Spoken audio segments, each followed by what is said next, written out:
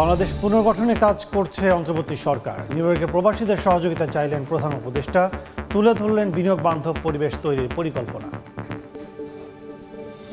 ঢোকার সময় সিঁড়ির নিচে যে অবস্থা, ময়লা, বাথরুমের ভিতরে যাওয়া যায় না, পানি থাকে না, গন্ধে ঢোকা যায় না।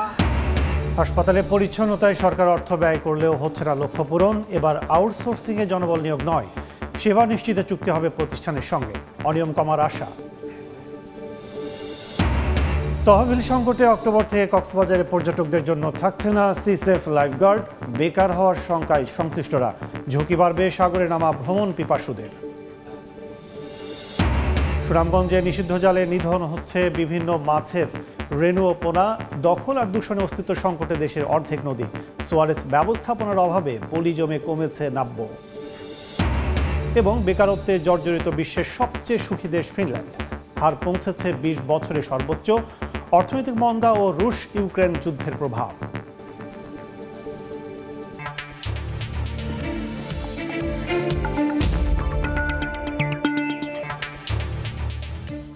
দেখছিলেন শিরোনাম। আমন্ত্রণ জানাচ্ছি দেশ ও দেশের বাইরের অর্থ বাণিজ্যের নানা খবর নিয়ে আমাদের নিয়মিত আয়োজন এ সময়ের বাণিজ্যে। আপনাদের পুনর্গঠন প্রক্রিয়ায় অংশ নিতে প্রবাসী বাংলাদেশিদের প্রতি আহ্বান জানিয়েছেন প্রধান উপদেষ্টা প্রফেসর ডক্টর মোহাম্মদ ইউনূস।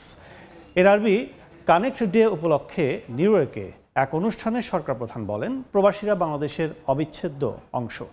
জুলাই অভ্যুত্থানের পর সৃষ্ট পরিবর্তনগুলো এগিয়ে নিতে প্রবাসীদের গুরুত্বপূর্ণ ভূমিকা পালনের আহ্বান সরকার প্রধানের। নিউ ইয়র্ক থেকে হাসানুজ্জামান সাকির রিপোর্ট। বাংলাদেশ বিনিয়োগ উন্নয়ন কর্তৃপক্ষ বিডার আয়োজনে নিউ ইয়র্কে আয়োজিত এনআরবি কানেক্ট ডে অনুষ্ঠানে যোগ দেন প্রধান উপদেষ্টা ডক্টর মোহাম্মদ ইউনূস। এ সময় করতালি আর স্লোগানে বাংলাদেশের একমাত্র নোবেল জয়ী অর্থনীতিবিদকে স্বাগত জানান প্রবাসীরা। প্রধান উপদেষ্টার বক্তব্যে ঘুরে ফিরে আসে বাংলাদেশের প্রসঙ্গ। 1 বছর আগে কি পরিস্থিতিতে তিনি সরকার গঠন করেছিলেন তা জানান প্রবাসীদের। আমরা প্রত্যেকে নিজে খেলবো, যেটুকু অংশ আমরা পাই সেটুকু অংশ আমরা পালন করবো, তাহলে সরকার প্রধান বলেন, প্রবাসীরা যে যেখানেই আছেন দেশের জন্য কাজ করতে হবে। আপনারা যেরকম গুরুত্বপূর্ণ বাংলাদেশের জন্য, তারাও তাদের জন্য, তাদের দেশের জন্য গুরুত্বপূর্ণ। তারা যদি মনে করে হ্যাঁ তাই তো আমরা মাধ্যমে কাজকর্ম করবো, তাহলে আস্তে আস্তে দেখবেন যে রাস্তা খুলে যাচ্ছে। প্রবাসীদের পাঠানো রেমিটেন্সের 21%-এরও বেশি প্রবৃদ্ধি অর্জনে অবদান রাখার জন্য বিদেশে থাকা বাংলাদেশিদের প্রশংসা করেন ডক্টর ইউনূস। দেশের অর্থনৈতিক যে সীমাবদ্ধতা, সেই সীমাবদ্ধতা থেকে আমরা বেরিয়ে যেতে পারবো। আমাদের মনটাও করা হবে, ইন্টারাকশন হবে আশেপাশের দেশের সঙ্গে, এবং আমাদের অর্থনৈতিক থেকে বিরাট গতি সঞ্চার হবে। জাতিসংঘের অধিবেশনের মতোই এই অনুষ্ঠানেও প্রধান উপদেষ্টার পাশে ছিলেন সফরসঙ্গী বিএনপি, জামায়াত ও এনসিপি নেতারা। তারা বাংলাদেশ প্রশ্নে সবাইকে এক থাকার ওপর জোর দেন। আমরা কমিটেড যে আমরা এই সংস্কার কমিশনগুলো আমরা আমাদের অবদান রাখার চেষ্টা করছি রাজনৈতিক দল হিসেবে, এবং যতটা সম্ভব আমরা কাজ করছি। বাংলাদেশ এখন আগের জায়গায় আর ফিরে যাবে। আমাদের ইউথের ভিতরে একটা বিষয় এখানে আমরা দেখতে পাচ্ছি যে তারা they wants a positive move, they wants a change. বাংলাদেশের মানুষ বাংলাদেশ পছন্দ করে, সেই বাংলাদেশ মেনে পারে আপনারা নতুন নেতৃত্ব বুঝে দিতে আপনারা আপনাদের ভূমিকা পালন করুন। জাতিসংঘে 11 দিনের সফরে এসে 8ম দিনে প্রবাসীদের নিয়ে অনুষ্ঠান করলেন প্রধান উপদেষ্টা ডক্টর মোহাম্মদ ইউনূস। ক্ষমতা গ্রহণের পর এবার নিয়ে দ্বিতীয়বারের মতো নিউ ইয়র্কে এলেও এই প্রথম যুক্তরাষ্ট্রের প্রবাসীরা সরকার প্রধানকে কাছ থেকে দেখার সুযোগ পেলেন। আর ডক্টর মোহাম্মদ ইউনূস বললেন, দেশের জন্য সব সময় প্রবাসীরা খুবই গুরুত্বপূর্ণ। তাই দেশের কল্যাণে সবাইকে ঐক্যবদ্ধ হয়ে কাজ করার আহ্বান জানান প্রধান উপদেষ্টা। হাসানুজ্জামান সাকি, সময় সংবাদ, টাইমস স্কয়ার, নিউ ইয়র্ক। এবার আউটসোর্সিংয়ে জনবল নিয়োগ নয়, প্রতিষ্ঠানের কাছেই সেবা বুঝে নিতে চায় সরকার। সেবা নিশ্চিতে চুক্তি হবে কোম্পানির সঙ্গে। সরকারি হাসপাতালে নন টেকনিক্যাল সেবার জন্য এমন নীতিমালার উদ্যোগ স্বাস্থ্য মন্ত্রণালয়ের। এতে প্রভাবশালীদের দৌরাত্ম্য যেমন কমবে, তেমনি অনিয়ম কমে আসবে বলে মনে করেন স্বাস্থ্য উপদেষ্টা। দায়িত্ব অবহেলার পুনরাবৃত্তি বন্ধে কঠোর মনিটরিংয়ের পরামর্শ খাত বিশেষজ্ঞদের। বিস্তারিত দেখুন আমার করা রিপোর্টে।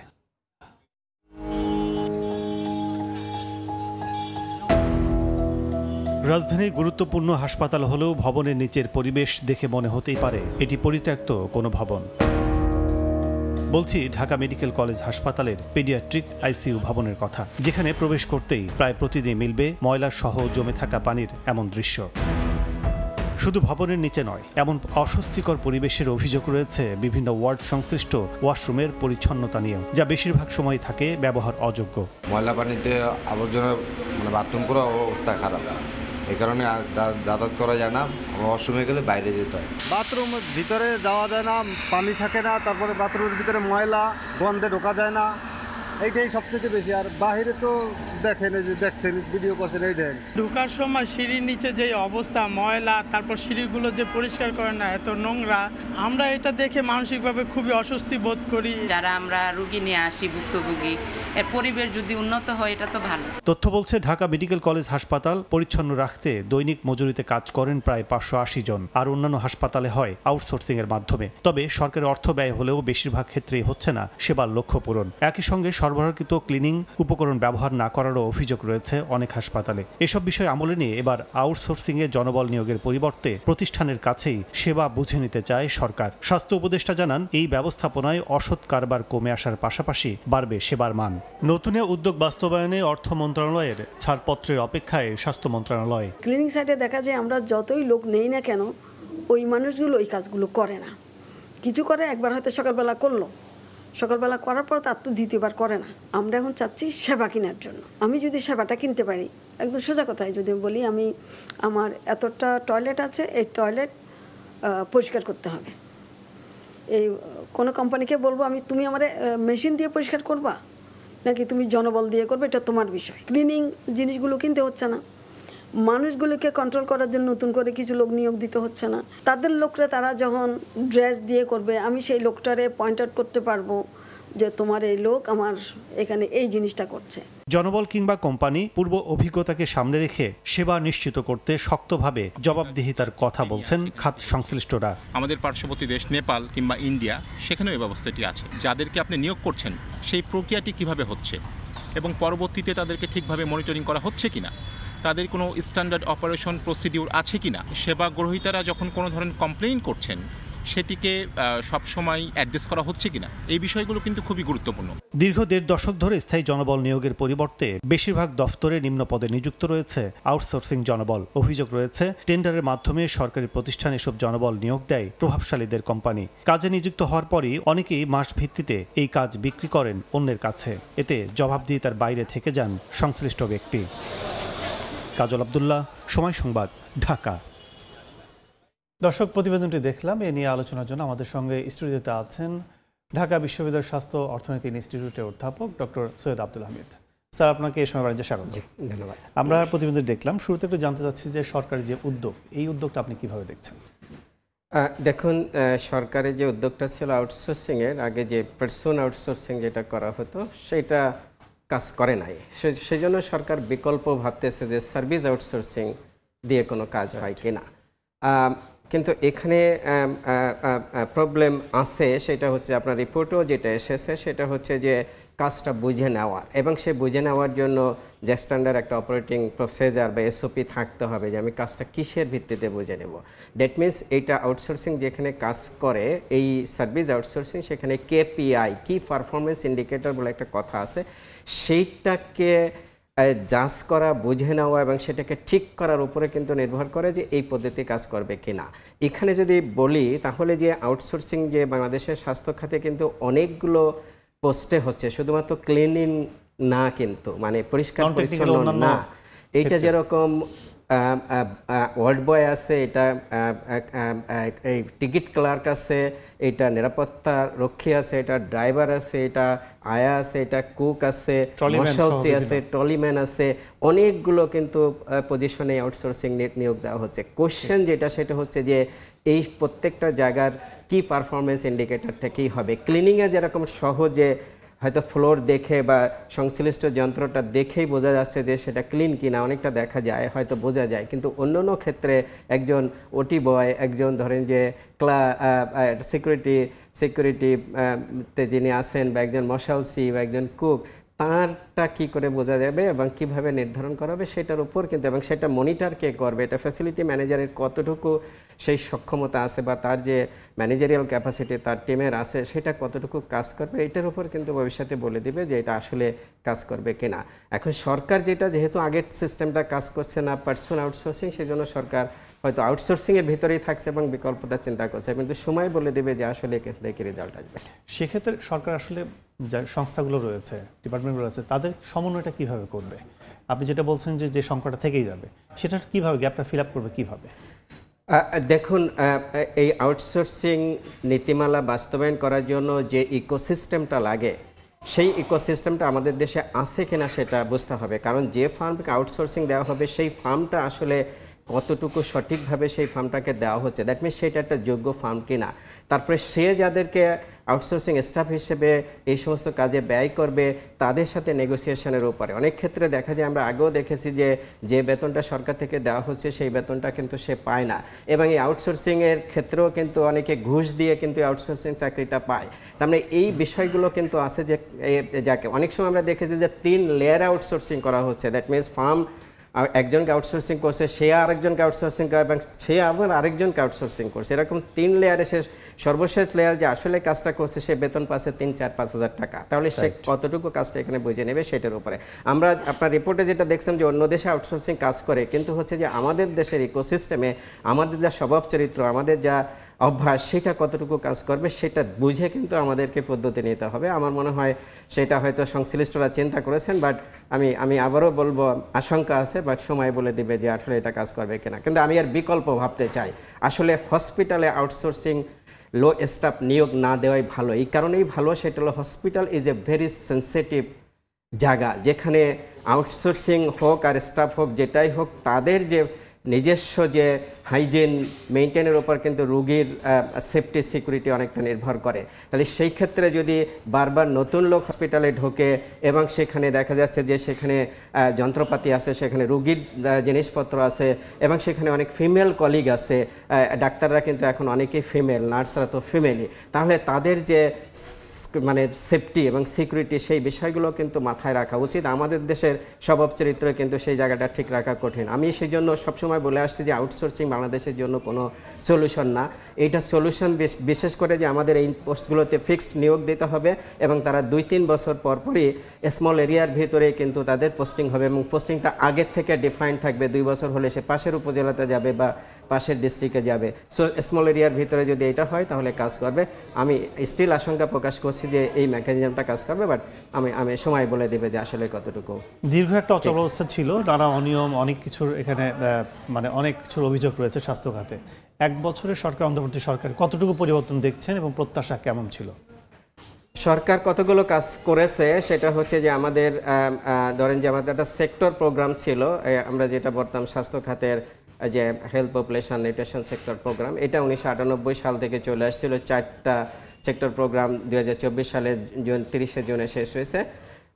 5th সেক্টর প্রোগ্রামও তৈরি হয়ে গেছিল। সরকার এটা নীতিগতভাবে সিদ্ধান্ত নিয়েছিল যে এটা বাস্তবায়ন করবে না, মানে সেক্টর প্রোগ্রাম দেওয়া হবে না। এইটা একটা সরকারের আমি মনে করি যে একটা বড় ধরনের ইনিশিয়েটিভ, যে সেক্টর প্রোগ্রামটা বন্ধ করে দেওয়া, কারণ এটা নিয়ে সমালোচনা ছিল কিন্তু যে এই প্রোগ্রামটা এইভাবে চালু রাখা ঠিক কিনা, সেটা করেছে। দ্বিতীয় যেটা সেটা হচ্ছে যে আরবানে যে প্রাইমারি হেলথ কেয়ার যেটা ছিল সেটাও 98 সাল থেকে লোকাল গভর্নমেন্টের একটা প্রজেক্টের মাধ্যমে চালানো হচ্ছিল, যে এখানেও এইটা কত বছর ধরে এই প্রজেক্টটা চলবে সেই জায়গাগুলো তো মানুষের কোয়েশ্চেন ছিল, বাট সেটাও সরকার সিদ্ধান্ত নিয়েছে এটাকে প্রজেক্ট আকারে চালাবে না, এটা বিকল্প ভাবা চিন্তা করা হচ্ছে আরবানের স্বাস্থ্যসেবা যেটা দেওয়া যায়। এইটা আমি যদি বলি যে এটা হচ্ছে যে মোটা দাগে যে পরিবর্তন, যদিও এটাকে বন্ধ করে দেওয়া, কিন্তু বন্ধ করে দেওয়া আমি মনে করি যে this is a part of reform. এর বাইরে সরকার যেটা করেছে সেটা হলো আমরা দেখেছি কিছুদিন আগে যে সরকারি হসপিটালে এই যে এমআর মেডিকেল রিপ্রেজেন্টেটিভদের যে যাতায়াত সেটাকে রেস্ট্রিক্ট করার চেষ্টা করেছে। আমি জানি না কতটুকু সেটা করতে পারবে। কিছু ডাক্তার নিয়োগ দিয়েছে, আপনারা দেখেছেন বিসিএসে। সো আমি মনে করি যে মোটা দাগে এই হচ্ছে যে স্বাস্থ্য খাতের যে পরিবর্তন আমরা দেখতে পেয়েছি। একটা বিষয় বলবো, স্বাস্থ্য খাতের প্রতিবেদনের আগে আমরা প্রধান উপদেষ্টার একটি প্রতিবেদন দেখলাম। নিউ ইয়র্কে তিনি প্রবাসীদের সাথে বৈঠক করেছেন, সভা করেছেন, সেখানে তাদেরকে বাংলাদেশে বিনিয়োগ করার কথা বলছেন। স্বাস্থ্য খাতে কতটা সম্ভাবনা রয়েছে প্রবাসীদের বিনিয়োগ? দেখুন, আমাদের প্রবাসীরা যারা, এই প্রবাসীদের ভিতরে কিন্তু একটা বড় সংখ্যক আছে আমাদের ডাক্তার। হ্যাঁ, বিশেষ করে ইউএসএতে আছে, কানাডাতে আছে, ইউকেতে আছে, অন্যান্য দেশও আছে, অস্ট্রেলিয়াতেও আছে। হ্যাঁ, আমি যেটা যদি বলি, একটা হচ্ছে ইনভেস্টমেন্ট, আরেকটা হচ্ছে তারা অন্যভাবে স্বাস্থ্য খাতকে সহযোগিতা করতে পারে। এই ডাক্তাররা যেটা করতে পারে সেটা হচ্ছে যে আমাদের এখানে যারা ডাক্তার আছে তাদেরকে কিন্তু একটা ট্রেনিং দেওয়ার ব্যবস্থা করতে পারে। এটা রাষ্ট্র করতে হবে, তাদেরকে ইনভাইট করবে। তারা কিন্তু সবসময় চায় যে দেশে এসে তারা যে নলেজটা বা স্কিলটা করেছে, গ্যাদার করেছে, সেটা কিন্তু এখানে এসে করতে চায়, কিন্তু দেশে এসে কিন্তু তারা সেই সুযোগটা পায় না বা দেশের থেকে সেই ধরনের ইনিশিয়েটিভ নেওয়া হয় না। তাহলে এইটার একটা নেওয়ার সুযোগ আছে। দ্বিতীয় যেটা, সেটা হলো টেকনোলজি ট্রান্সফার। তারা ওখানে যে ধরনের টেকনোলজি ব্যবহার করে সেই ধরনের টেকনোলজি কিন্তু তারা এই স্কিলটা তারা কিন্তু এখানে বাংলাদেশের ক্ষেত্রে সহজে করতে পারে।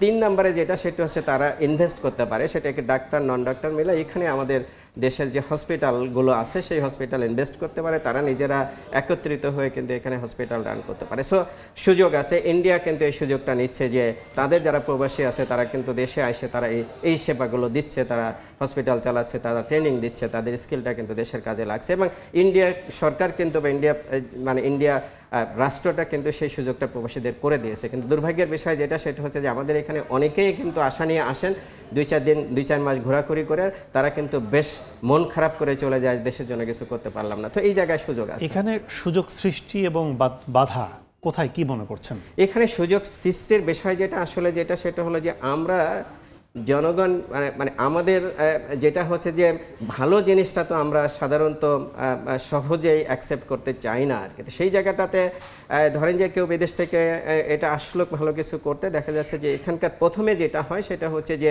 এই দেশের যে লিগ্যাল ইনস্ট্রুমেন্টগুলো, লিগ্যাল সিস্টেমগুলো, সেটা ওই দেশ থেকে আলাদা।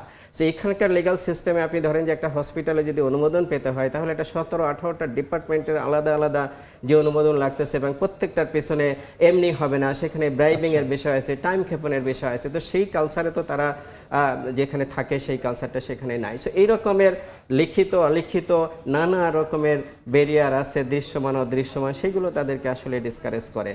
সর্বোপরি আমি যেটা বলবো সেটা হচ্ছে যে রাষ্ট্র এই জায়গাগুলোতে বিশেষ করে তাদের যে স্কিলটা আছে সেই স্কিলটা দিয়ে আমাদের এখানে ডাক্তাররা সেই স্কিলগুলো যদি নিতে পারে, আমাদের Bangladesh medical university, Dhaka medical সহ যে সমস্ত আছে সেখানে কিন্তু তাদের ডাক্তারদের জন্য এইভাবে ট্রেনিংয়ের ব্যবস্থা করতে পারে, যে তারা এসে এখানে ট্রেনিং দিক, আমরা ট্রেনিংটা নিয়ে পারস্পরিকভাবে শিখি, মিউচুয়াল বেনিফিট হয়। এখানে সুবিধা যেটা, ওদেরও স্কিল গেইন হয়। এখানে যে ধরনের পেশেন্ট আছে, যত ভ্যারাইটির পেশেন্ট আছে, আপনি উন্নত বিশ্বে কিন্তু এত ভ্যারাইটির এত ভলিউমের পেশেন্ট পাওয়া যায় না। ওরা অনেক সময় ডামি দিয়ে প্র্যাকটিস করে, কিন্তু আমাদের এখানে তো রিয়েল পেশেন্ট দিয়ে প্র্যাকটিস করার সুযোগ আছে। সো এটা মিউচুয়াল বেনিফিট কিন্তু হয়, তো সেই সুযোগটা রাষ্ট্র করতে পারে। স্যার অনেক ধন্যবাদ আমাদের আলোচনায় সুযোগ দেওয়ার জন্য। দর্শক, আলোচনা করছিলাম স্বাস্থ্য খাত এবং স্বাস্থ্য খাতে প্রবাসীদের বিনিয়োগ। সব মিলে আমাদের স্টুডিওতে এসে আলোচনায় যুক্ত ছিলেন ঢাকা বিশ্ববিদ্যালয়ের স্বাস্থ্য অর্থনীতি ইনস্টিটিউটের অধ্যাপক ডক্টর সৈয়দ আব্দুল হামিদ। এবার বন্দর বাণিজ্যের খবর।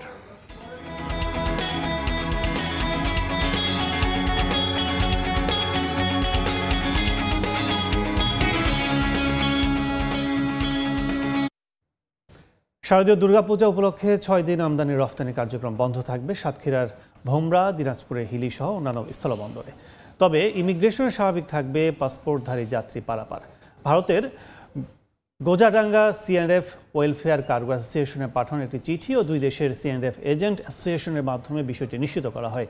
অ্যাসোসিয়েশনটির সাধারণ সম্পাদক জানান, প্রতিদিন সকাল 7টা থেকে সন্ধ্যা 6টা পর্যন্ত নিয়মিত যাতায়াত করতে পারবেন পাসপোর্টধারী যাত্রীরা। সরকারি ছুটি ছাড়া খোলা থাকবে কাস্টমস অফিসও। আগামী 4 অক্টোবর থেকে পুনরায় চালু হবে আমদানি রফতানি কার্যক্রম।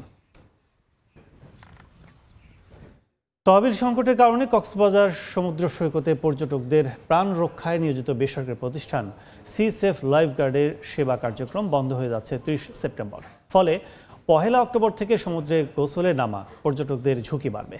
সাগরে নেমে স্রোতের টানে ভেসে যাওয়া পর্যটকদের উদ্ধারে থাকবে না কোনো তৎপরতা। পাশাপাশি চাকরি হারাবেন 27 জন লাইফগার্ড সহ 35 জন। মোহাম্মদ ফরাজের ক্যামেরায় বিস্তারিত জানাতেন সুজাউদ্দিন রুবেল। কক্সবাজার সমুদ্র সৈকতে তহবিল সংকটের কারণে বন্ধ হয়ে যাচ্ছে বেসরকারি প্রতিষ্ঠান সি সেফ লাইফগার্ডের সেবা। 30 সেপ্টেম্বর থেকে বন্ধ হলে 1 অক্টোবর থেকে পর্যটকদের সুরক্ষায় আর থাকবে না লাইফগার্ডদের তৎপরতা। এই সৈকতে মোট ২৭ জন লাইফগার্ড সার্বক্ষণিক দায়িত্ব পালন করেন, যারা পর্যটকদের নিরাপত্তায় নিবেদিত। কিন্তু গত বছর ডিসেম্বরেই শেষ হয়েছিল সিসেফ প্রকল্পের মেয়াদ। দাতা সংস্থা প্রকল্পের মেয়াদ জুন পর্যন্ত বর্ধিত করলেও আর্থিক তহবিল না থাকায় চলতি মাসেই বন্ধ হয়ে যাচ্ছে সেবা। 3টি পয়েন্টে ২৭ জন কর্মী আছে।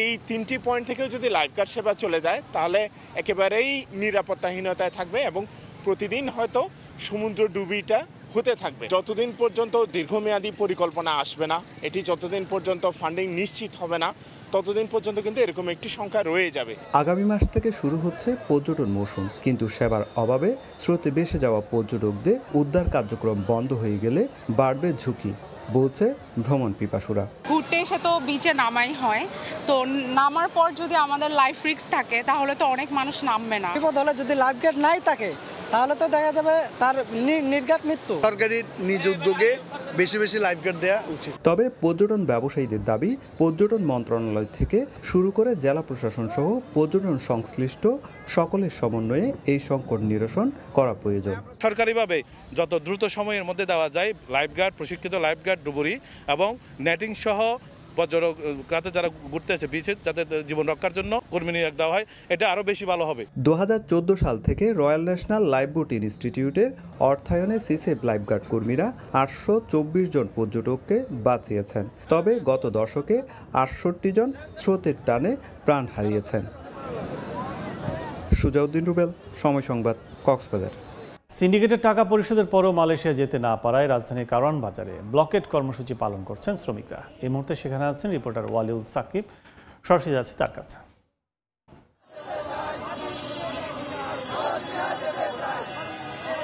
এই মুহূর্তে যারা হচ্ছে মালয়েশিয়া গমনোচ্ছু রয়েছেন আন্দোলনকারী, যারা কিছুক্ষণ আগেও এই কারওয়ান বাজার মোড় সড়ক বন্ধ করে আন্দোলন করছিলেন, কিছু সময়ের জন্য তারা সড়ক অবরোধ থেকে সরে দাঁড়িয়েছেন। বিশেষ করে এই শার্ক ফোয়ারার সামনে এসে সকলে অবস্থান নিয়েছেন এবং আন্দোলনকারীরা বলছেন তারা সাময়িক সময়ের জন্য সড়ক চলাচল স্বাভাবিক করেছেন এবং আগামী 10 থেকে 15 মিনিট পর কিন্তু তারা আবারও সড়ক অবরোধ করে তাদের আন্দোলন চালিয়ে যাবেন বলে কিন্তু তারা আমাদেরকে জানিয়েছেন।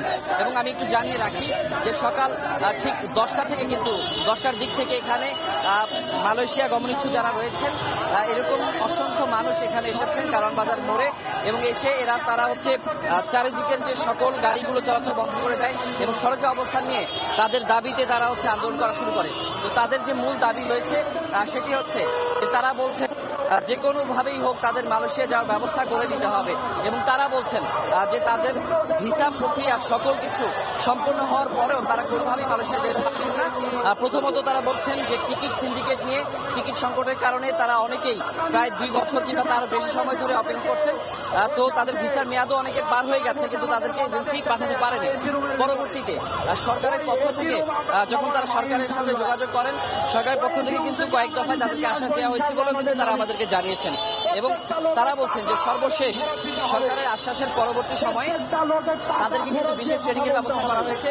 তারা বলছেন যে অনেকেই তাদের যে কার্যক্রম রয়েছে অনেকেই কিন্তু যেতে না পেরে কাজ করছিলেন, চাকরি অথবা ব্যবসা করছিলেন, সেগুলো বাদ দিয়ে এসে ঢাকায় তারা 15 দিনের ট্রেনিংও করেছেন, সার্টিফিকেটও নিয়েছেন, কিন্তু ট্রেনিং করার পরও কিন্তু তাদের যে মালয়েশিয়া যাওয়ার যে প্রক্রিয়া সেটি শুরু হচ্ছে না এবং তারা বলছেন যে অনেকেই 5 লাখ, 6 লাখ, 7 লাখ, 8 লাখ পর্যন্ত টাকা তারা দিয়েছেন, তারপরও কিন্তু তাদেরকে নতুন করে তাদের কাছে টাকা দাবি করা হচ্ছে এবং বর্তমান সময়ে তাদের এই মুহূর্তে সর্বশেষ যে দাবি রয়েছে আর কোনো নতুন করে টাকা তারা দিতে চান না এবং আর কোনো হয়রানির শিকার তারা হতে চান না। তারা বলছেন যে প্রায় 18,000 লোক রয়েছে যারা এই নানা ধরনের জটিলতার মধ্যে পড়ে আছেন এবং মালয়েশিয়া যেতে পারছেন না। তো এই ছিল আমার কাছে এখন পর্যন্ত এই কারওয়ান বাজারে সড়ক অবরোধ করে মালয়েশিয়া গমনোচ্ছুদের আন্দোলনের সবশেষ খবর। মালয়েশিয়া যেতে না পারা প্রবাসীদের ব্লকেট কর্মসূচি খবর জানাতে এত সরাসরি ছিলাম কারওয়ান বাজারে। সপ্তাহের প্রথম কার্যদিবসে মিশ্র প্রবণতায় চলছে দেশের প্রধান পুঁজিবাজার ঢাকা স্টক এক্সচেঞ্জ ডিএসসি লেনদেন। প্রথম ঘন্টায় প্রধান সূচক ডিএসসি এক্স কমে দাঁড়িয়েছে 5,414 পয়েন্টে, আর 30টি ভালো প্রতিষ্ঠানটি গঠিত বাছাই সূচক ডিএসসি 13 কিছুটা কমে অবস্থান করছে 2,101 পয়েন্টে। তবে শরিয়া সূচক ডিএসসি এস 3 পয়েন্ট বেড়ে দাঁড়িয়েছে 1,174 পয়েন্টে। প্রথম ঘন্টায় লেনদেন হয়েছে 157 কোটি 34 লাখ টাকার শেয়ার। এ সময়ে দর বেড়েছে 132টি প্রতিষ্ঠানের শেয়ারের, কমেছে 164টি প্রতিষ্ঠানের, আর অপরিবর্তিত রয়েছে 80টি প্রতিষ্ঠানের শেয়ার দর। EDF Aluminium. Redefine possibilities. Netrokona সদরে বিদ্যুতের ভুতুরে বিলের অভিযোগ উঠেছে। টিনচালা 2 কক্ষের ঘরে বিল এসেছে 3 লাখ টাকার বেশি। অভিযোগ উঠেছে এমন বিল দেওয়া হয়েছে আরও বেশ কয়েকজনকে। এ নিয়ে ক্ষুব্ধ পিডিবির স্থানীয় গ্রাহকরা। বিষয়টি নিয়ে দুদক গণশুনানি করলেও সমাধান হচ্ছে না। তবে সমাধান নিয়ে নানা অজুহাত কর্তৃপক্ষের। আলপনা বেগমের পাঠানো তথ্য, আবু সুফিয়ানের ছবিনে রিপোর্ট। ছোট্ট টিনের চালার ঘর, অথচ বিদ্যুৎ বিল 3 লাখ টাকার বেশি। নেত্রকোনা শহরের নাগরা এলাকায় এমন ভুতুরে বিলে বিক্ষুব্ধ পিডিবির স্থানীয় গ্রাহকরা। শুধু এ বিল নয়, অভিযোগ উঠেছে এমন বিল দেয়া হয়েছে আরও বেশ কয়েকজনকে। এর মধ্যে একজন বিল পরিশোধ না করতে পেরে আটকও হয়েছিলেন পুলিশের হাতে। আবার অনেকে বিভিন্ন দফতরে ঘুরে সমাধান না পেয়ে দ্বারস্থ হয়েছেন দুদকের। অফিসে যে প্রধান, উনি তো আর এই মাঠে আসে না, আনারি কিছু লোক ধরে নিয়ে আসে, তারাও আবার মন গড়া তারার মতন করে বিল করে। 1,10,000 টাকা বিল করছে, আমার নামে মিথ্যা মামলা করছে, আমাকে হাজতে নিছে, আমি হাজত থেকে এই টাকাটা জমা দিয়ে পরে বাইরে হইছি। অভিযোগ পেয়ে চলতি মাসের প্রথম সপ্তাহে গণশুনানি করে দুর্নীতি দমন কমিশন। বিষয়টি দ্রুত সমাধানের নির্দেশনা দেওয়া হলেও এখনো কোনো কর্তৃপক্ষের উদ্যোগ না থাকায় দুশ্চিন্তায় ভুক্তভোগী গ্রাহকরা। 23,000 টাকা বিল আসছে। আমি ওনাদেরকে বারবার অনুরোধ করার পরেও এটা আপনাকে দিতেই হবে। 1500 জায়গায় 3 লক্ষ টাকা, এটা খুবই অসামঞ্জস্য। কর্তৃপক্ষের খতিয়ে দেখা উচিত এটার সাথে কেউ জড়িত আছে কিনা। তবে স্থানীয় বিদ্যুৎ উন্নয়ন বোর্ডের নানান অজুহাত। সম্প্রতি একটি অভিযোগ ছাড়া বাকিগুলো 2018 থেকে 2019 সালের বলে দাবি সংশ্লিষ্ট কর্মকর্তার। যাচাই বাছাই করে আমরা দেখেছি যে এই বিলগুলো 18 সাল 21 সালের প্রবলেম। আমরা ওটা যাচাই বাছাই করব, যদি বাড়তি কোনো বিল হয়ে থাকে সেটা সমন্বয় করে দেওয়া হবে। বিদ্যুৎ বিভাগের তথ্য মতে নেত্রকোনা সদর উপজেলায় পিডিবির আবাসিক গ্রাহক 54,910 জন, বাণিজ্যিক 5,233 জন, ক্ষুদ্র শিল্পের গ্রাহক 710 জন এবং মাঝারি শিল্পের গ্রাহক 27 জন। সময় সংবাদ, নেত্রকোনা। দেখছেন এই সময় বাণিজ্য। নদীমাতৃক বাংলাদেশে গত 50 বছরের নদ নদীর সংখ্যা অর্ধেকেরও নিচে নেমেছে। দূষণ ও ভূমিদস্যুদের আগ্রাসনের পাশাপাশি অপরিকল্পিত নগরায়ন, আবাসন ও সুইচ গেটের মতো নির্মাণের কারণে বিলীন হচ্ছে ছোট বড় অসংখ্য নদীর অস্তিত্ব। নদী দিবস উপলক্ষে রৌনক নিয়ন্তার প্রতিবেদন। ছবি তুলেছেন ওমর ফারুক ও মোবারক শুভ।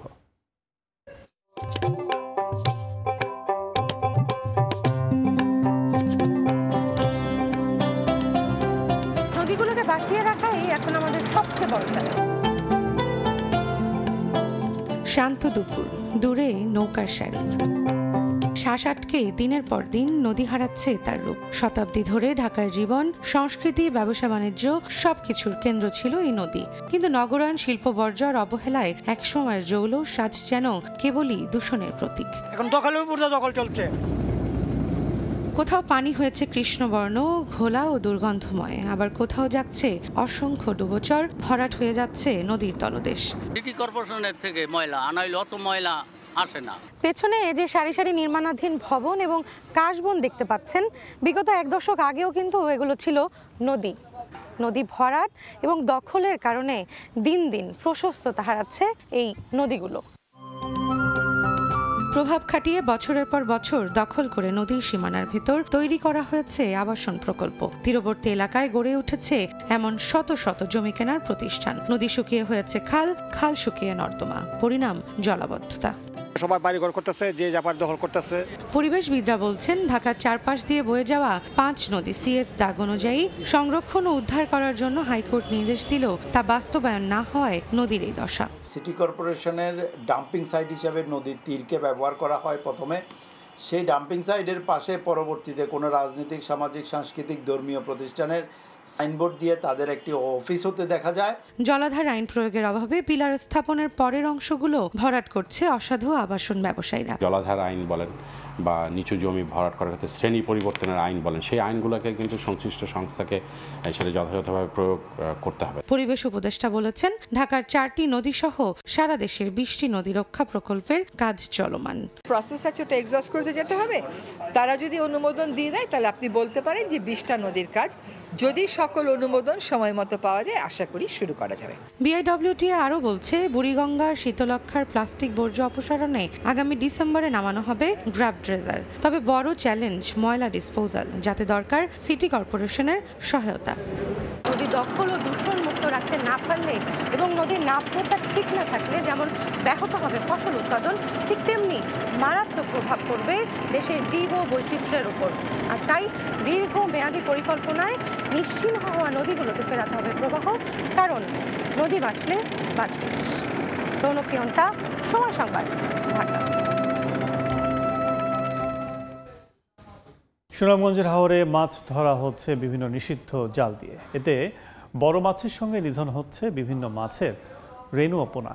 স্থানীয়রা বলছেন এ কারণে হাওরে দিন দিন কমছে মাছের উৎপাদন। তবে এ নিয়ে কোনো সমাধান নেই মৎস্য বিভাগের কাছে। নিষিদ্ধ জাল দিয়ে ধরা হচ্ছে মাছ, এতে বড় মাছের সঙ্গে নিধন হচ্ছে বিভিন্ন মাছের পোনা ও রেণু। সুনামগঞ্জের বেশিরভাগ এলাকায় হাওর বেষ্টিত।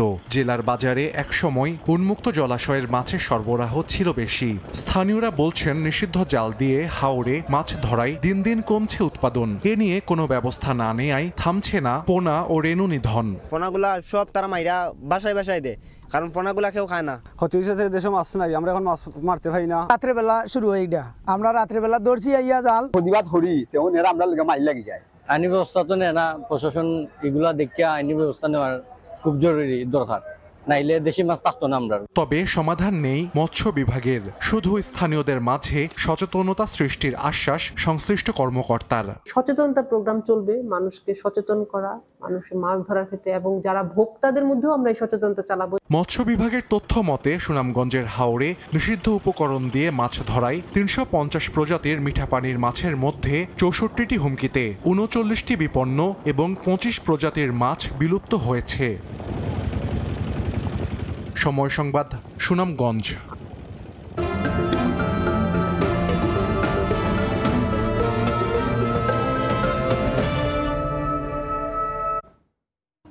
জামালপুরে কাশবন সেজেছে অপরূপ সাজে। শরতে আগমনের প্রকৃতি যেন শ্বেত বসনে সেজেছে, স্নিগ্ধতা ছড়াচ্ছে পর্যটকদের মাঝে। জামালপুর থেকে জাহাঙ্গীর আলমের পাঠানো তথ্য এবং আবুল কালাম আজাদের তোলা ছবি নিয়ে রিপোর্ট।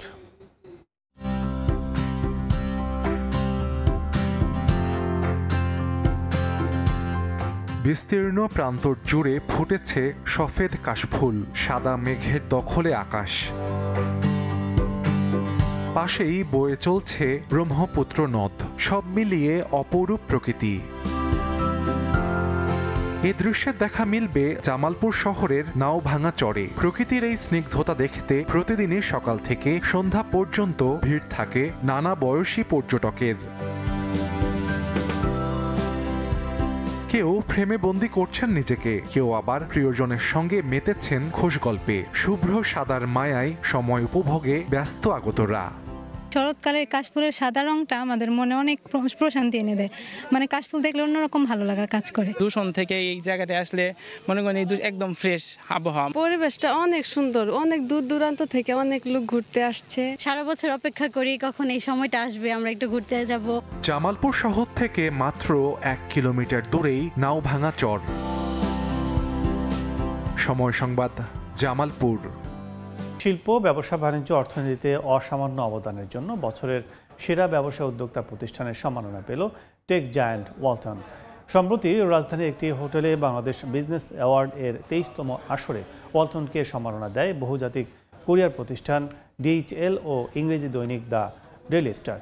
প্রতিষ্ঠানটি অর্জন করেছে DHL the daily star Bangladesh business অ্যাওয়ার্ডের best enterprise of the year 2024 সম্মাননা। এ নিয়ে দুইবার এ পুরস্কার অর্জন করল ওয়ালটন। সমাজ ও দেশের নানা ক্ষেত্রে অবদান রাখা 10 তরুণকে দেয়া হলো স্টারশিপ ইন্সপায়ারিং 10 সম্মাননা। শনিবার বিকেলে রাজধানীর একটি হোটেলে বর্ণাঢ্য অনুষ্ঠান করে প্রত্যেকের হাতে গোল্ড মেডেল, নগদ 2 লাখ টাকা এবং সনদপত্র তুলে দেওয়া হয়। স্মাইল ফুড প্রোডাক্টস লিমিটেডের এই উদ্যোগটির স্ট্র্যাটেজিক পার্টনার প্রথমআলো.com। অনুষ্ঠানে স্মাইল ফুড প্রোডাক্টস লিমিটেডের chief marketing officer Mohammad Asaduzzaman জানান, তাদের লক্ষ্য ছিল সমাজ ও দেশের জন্য সত্যিকারের উদ্ভাবনী এবং ইতিবাচক প্রভাব রাখার মতো তরুণদেরকে স্বীকৃতি দেয়া। নোয়াখালী জেলার মাইজদীতে শুরু হলো শিশু কিশোরদের প্রতিভা যাচাইয়ের প্রতিযোগিতা। মার্কস অলরাউন্ডার 2025-এর কুমিল্লা জোনের আঞ্চলিক পর্ব। শনিবার সকাল থেকে জেলার বিভিন্ন প্রান্ত থেকে আসা শিক্ষার্থীদের পদচারণায় মুখরিত হয়ে ওঠে নোয়াখালী জেলা স্কুল প্রাঙ্গণ। প্রতিযোগিতায় সদর, সোনাইমুড়ি, সেনবাগ, কবিরহাট ও কোম্পানীগঞ্জ উপজেলা থেকে 1203 জন শিক্ষার্থী অংশ নেয়। নাচ, গান, অভিনয়, আবৃত্তি, উপস্থিত বক্তৃতা, চিত্রাঙ্কন এবং গল্প বলার মতো বিভিন্ন ক্ষেত্রে নিজেদের প্রতিভা তুলে ধরেন শিক্ষার্থীরা।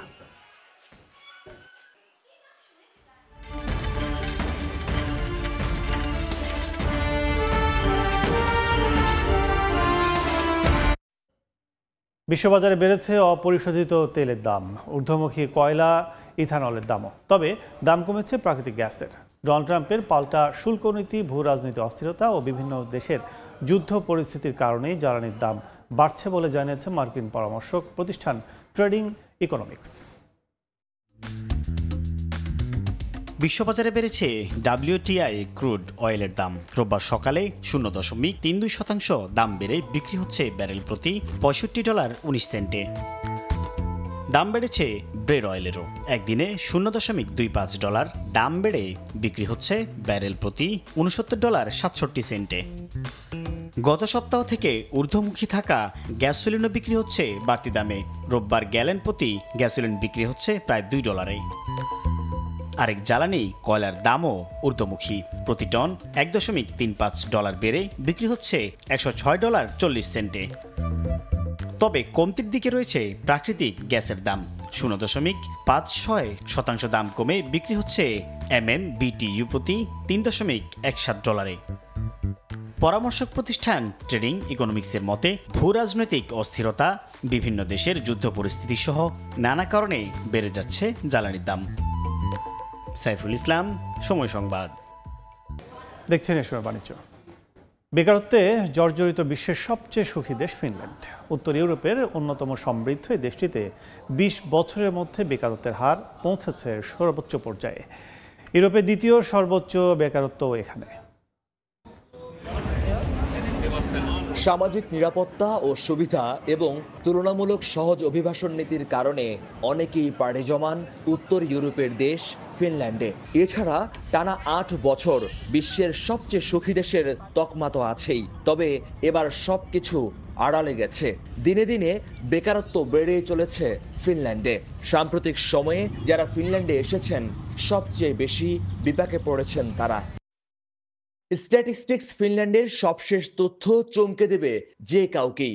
56.5 লাখ মানুষের দেশটিতে বর্তমানে 2,67,000 মানুষ বেকার। এক বছরে বেকার বেড়েছে প্রায় 23,000। বেকারত্বের হার দাঁড়িয়েছে 10%, যা গত 20 বছরে সর্বোচ্চ। আগস্টে রেকর্ড করা মাসিক হার ছিল 9.3%, তবে দীর্ঘমেয়াদী প্রবণতা অনুযায়ী হার 10%। 20 থেকে 64 বছর বয়সীদের মধ্যে কর্মসংস্থানের হার কমে দাঁড়ায় 76.2%। অর্থনৈতিক মন্দার প্রভাবে ইউরোজোনে ফিনল্যান্ডের চেয়ে খারাপ অবস্থা কেবল স্পেনে, যেখানে দ্বিতীয় প্রান্তিকে বেকারত্বের হার 10.29%। আমরা যারা হাইলি প্রফেশনাল ব্যাকগ্রাউন্ড থেকে আসছি, আমি মনে করি যে এদিকে আসলে খুবই বাজে পরিস্থিতি আর কি। ইউক্রেন ওয়ার শুরু হলো, তো এরপর থেকে ফিনল্যান্ডের জব সিচুয়েশন আসলে ক্রমেই ডিগ্রেডিং সিচুয়েশনে। ফিনল্যান্ডের অর্থনীতি একের পর এক ধাক্কা সামলাচ্ছে।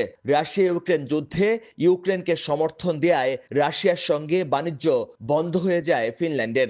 এছাড়া জ্বালানি সংকট এবং উৎপাদন ব্যয় বেড়ে যাওয়ায় রপ্তানিমুখী কোম্পানিগুলো ক্ষতিগ্রস্ত হচ্ছে। এতে অর্থনৈতিক প্রবৃদ্ধি থমকে গেছে। 2023 সালে দেশটির অর্থনীতি সংকুচিত হয়েছিল 0.9%।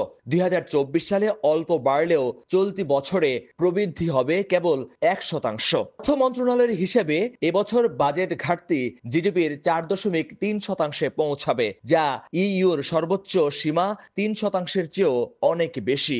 একই সঙ্গে বেড়ে দাঁড়াবে ঋণের হার।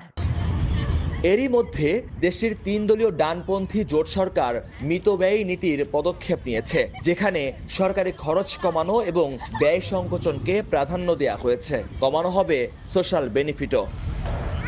20 বছরের বেকারত্বের যে রেকর্ড স্পর্শ করেছে ফিনল্যান্ড, তা কবে নাগাদ স্বাভাবিক হবে সেটি এখনো নিশ্চিত করে বলা যাচ্ছে না। তবে এটি দীর্ঘমেয়াদে প্রভাব ফেলতে পারে এখানকার রাজনৈতিক, সামাজিক এবং অর্থনৈতিক জীবনে। মহিউদ্দিন মধু, সময় সংবাদ, ফিনল্যান্ড। এ পর্যায়ে শীর্ষ সংবাদগুলো জানিয়ে দিচ্ছে আরেকবার। বাংলাদেশ পুনর্গঠনের কাজ করছে অন্তর্বর্তী সরকার। নিউ ইয়র্কে প্রবাসীদের সহযোগিতা চাইলেন প্রধান উপদেষ্টা, তুলে ধরলেন বিনিয়োগ বান্ধব পরিবেশ তৈরির পরিকল্পনা। ঢোকার সময় সিঁড়ির নিচে যে অবস্থা, ময়লা, বাথরুমের ভিতরে যাওয়া যায় না, পানি থাকে না, গন্ধে ঢোকা যায় না। হাসপাতালে পরিচ্ছন্নতায় সরকার অর্থ ব্যয় করলেও হচ্ছে না লক্ষ্য পূরণ। এবার আউটসোর্সিংয়ে জনবল নিয়োগ নয়, সেবা নিশ্চিত চুক্তি হবে প্রতিষ্ঠানের সঙ্গে, অনিয়ম কমার আশা। এবং তহবিল সংকটে অক্টোবর থেকে কক্সবাজারে পর্যটকদের জন্য থাকছে না সি সেফ লাইফগার্ড। বেকার হওয়ার শঙ্কায় সংশ্লিষ্টরা, ঝুঁকি বাড়াবে সাগরে নামা ভ্রমণ পিপাসুদের।